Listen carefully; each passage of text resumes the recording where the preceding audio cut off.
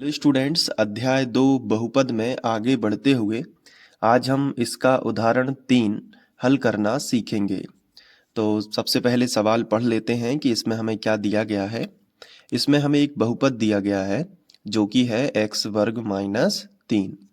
अब इसके हमें शून्यक ज्ञात करने हैं और जब शून्यक ज्ञात हो जाएं तो शून्यकों तथा गुणांकों के बीच के संबंध की सत्यता की जांच भी करनी है। मतलब पहले शून्यक ज्ञात करना है और फिर जांच करनी है। तो इस सवाल को हम उसी तरीके से करेंगे जैसा हमें बोर्ड एग्जाम में करना है, स्टेप बाय स्टेप। और इसको समझते भी चलेंगे तो आपके नोट्स भी बन जाएंगे और आप इसे बहुत अच्छे से समझ जाना। देखो, सबसे पहले जो हमें बहुपद दिया रहता है हम उसी को लिखते हैं।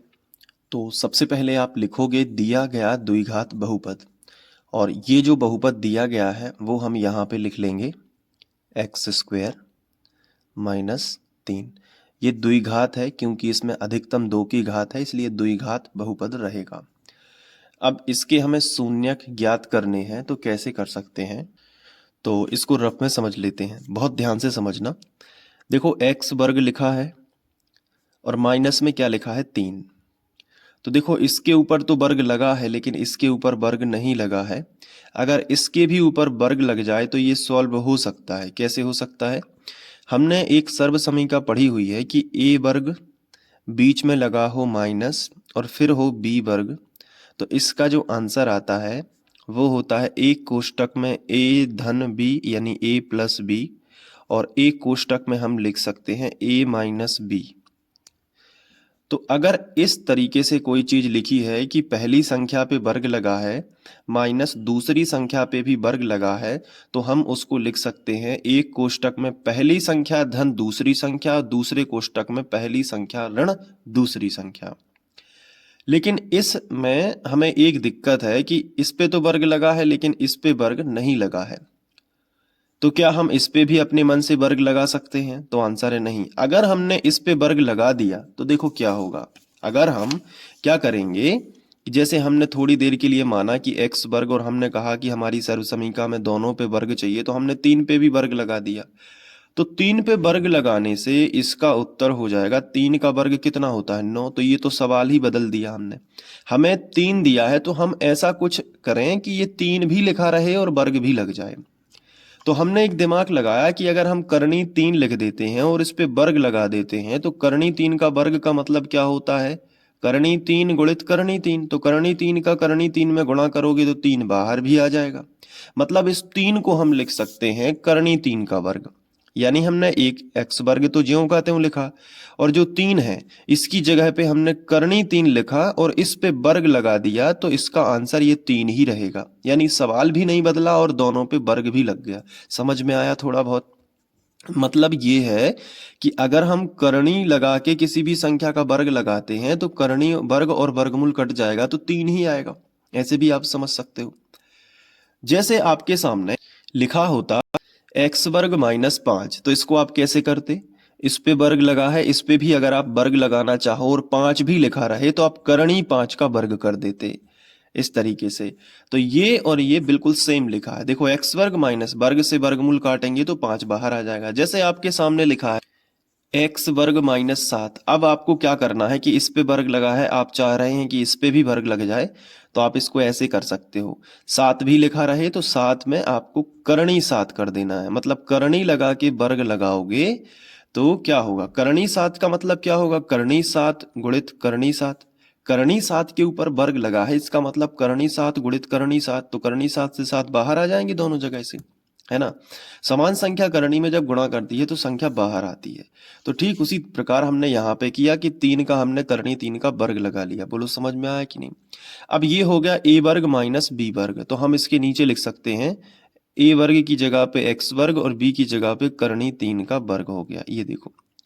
तो जब ऐसा है तो पहले हम अपने सवाल पे वापस आते हैं और हम दोनों पे वर्ग लगाने के लिए क्या करेंगे? एक्स के ऊपर 2 की घात लगा दिया माइनस, अब 3 भी लिखा रहे और वर्ग भी लग जाए तो हमने करनी 3 लिखा, और इस पे हमें क्या लगा देना है? वर्ग लगा देना है। ये देखो, तो अब ये 3 ही लिखा है, बस 3 को लिखने का तरीका बदल गया है। दोनों पे वर्ग है। जब दोनों पे वर्ग हो तो पहली संख्या धन दूसरी संख्या, पहली संख्या x है, बीच में लगेगा धन और फिर दूसरी संख्या करणी 3 है, ये लिख दिया। पहली संख्या धन दूसरी संख्या और पहली संख्या ऋण यानी माइनस दूसरी संख्या, ये आप कर सकते हो। क्यों कर सकते हो? सर्व समीका मैंने आपको दिखाई है, ये देखिएगा a वर्ग माइनस b वर्ग, तो पहली संख्या धन दूसरी संख्या एक कोष्टक में और पहली संख्या ऋण दूसरी संख्या एक कोष्टक में। क्योंकि a का मान x है और b का मान करणी 3 है, तो a यानी a का मान कितना है, x है, तो x धन b का मान कितना है, करणी 3, तो x धन करणी 3 और x ऋण करणी 3 सर्व समीका के हिसाब से करोगे, इसका मतलब यही होगा।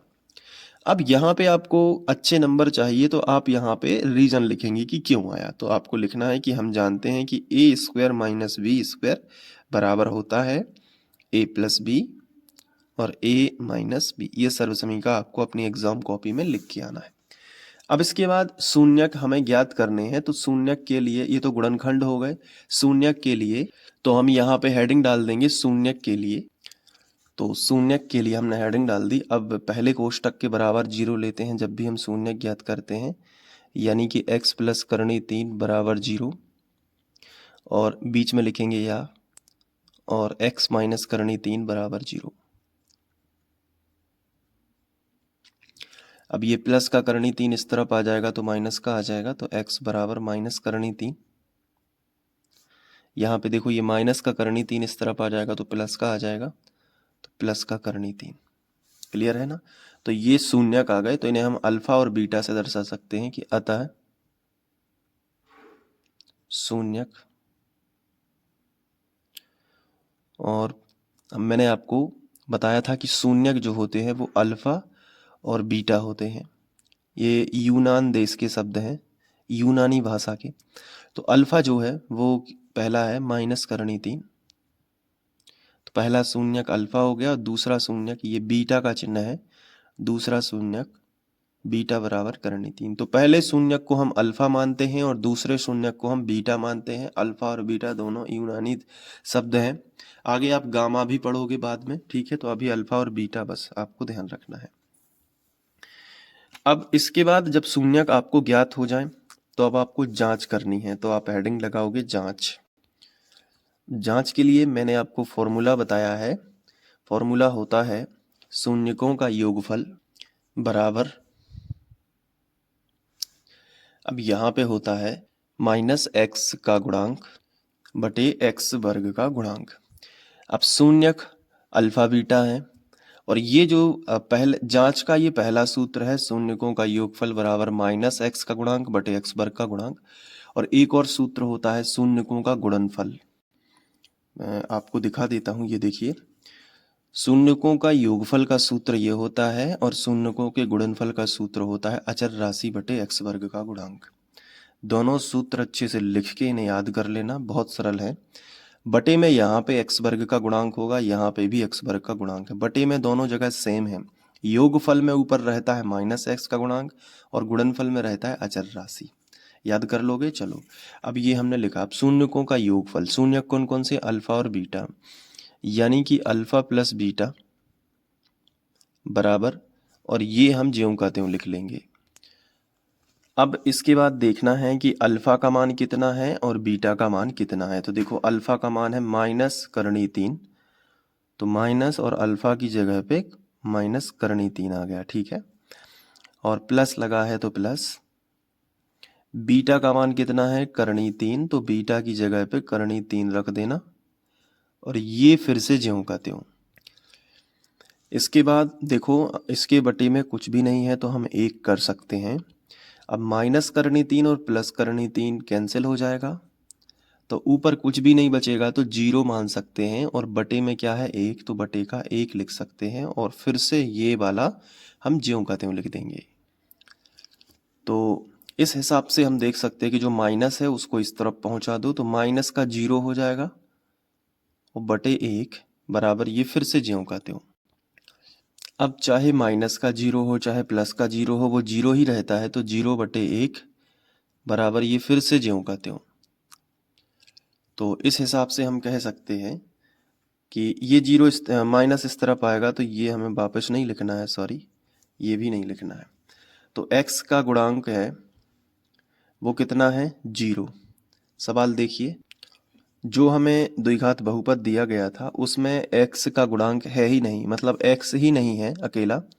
जैसे अगर कोई बहुपद होता था, जैसे मान लीजिए x वर्ग धन 7x धन 12, अगर ये द्विघात बहुपद है तो इसमें x का गुणांक कितना होता था 7। लेकिन बताइए इस वाले द्विघात बहुपद में क्या आपको कहीं x दिख रहा है? आंसर है नहीं। जब x ही नहीं है तो उसका गुणांक 0 ही आएगा। मतलब जो हमने जांच की है वो एकदम सही है। x का गुणांक, जब x है ही नहीं तो उसका गुणांक कितना होगा 0। x वर्ग का गुणांक कितना होगा 1। तो क्या x वर्ग का गुणांक 1 है? हमने देखा बिल्कुल x वर्ग के आगे कुछ भी नहीं है तो 1 माना जाएगा। तो x वर्ग का गुणांक 1 है। तो ये जांच में शून्यकों का योगफल तो सही पाया गया, तो हम लिखेंगे जो कि सत्य है। अब हम निकाल देते हैं शून्यकों का गुणनफल। ये देखिए शून्यकों का गुणनफल अचर राशि बटे x वर्ग का गुणांक, तो ये निकालेंगे अब हम। तो हमने यहाँ पे लिखा शून्यकों का गुणनफल बराबर अचर राशि बटे x वर्ग का गुणांक। तो इस तरीके से हमने लिखा। अब शून्यक कौन कौन से हैं? हमारे अल्फा बीटा शून्यक हैं। मैं यहाँ पे दिखा देता हूँ। अल्फा बराबर माइनस करनी 3 है और बीटा बराबर करनी 3 है। इन दोनों का गुणनफल कर लेते हैं।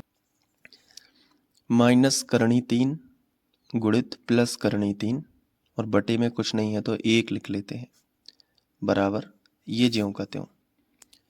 इसके बाद करनी 3 और करनी 3 का गुणा होगा तो 3 बाहर आ जाएगा और माइनस है तो माइनस और बटे में 1 आ जाएगा बराबर ये फिर से ज्यों का त्यों। तो यहाँ पे पता चल रहा है कि अचर राशि है -3। क्या सच में है हमारे बहुपद में? ये हमारा बहुपद था। इसमें देखो ये संख्या जो सबसे आखिरी में लिखी होती है वही अचर राशि है जो कि -3 सच में है। और x वर्ग का गुणांक 1 है, जो कि हम देख पा रहे हैं कि x वर्ग का गुणांक 1 है। तो नीचे लिखेंगे जो कि सत्य है, जो कि सत्य है। इस प्रकार हमने देखा ये सवाल जांच में भी सही पाया गया। अब आप इसे बहुत अच्छे से नोट कर लीजिए, ठीक है? वीडियो को पॉज कर करके यहाँ से, इसके बाद यहाँ पे, फिर यहाँ पे, ये, फिर इसके बाद यहाँ पे, ठीक है? तो अच्छे से इसकी प्रैक्टिस कर लेना। मिलते हैं नेक्स्ट वीडियो में। Thank you.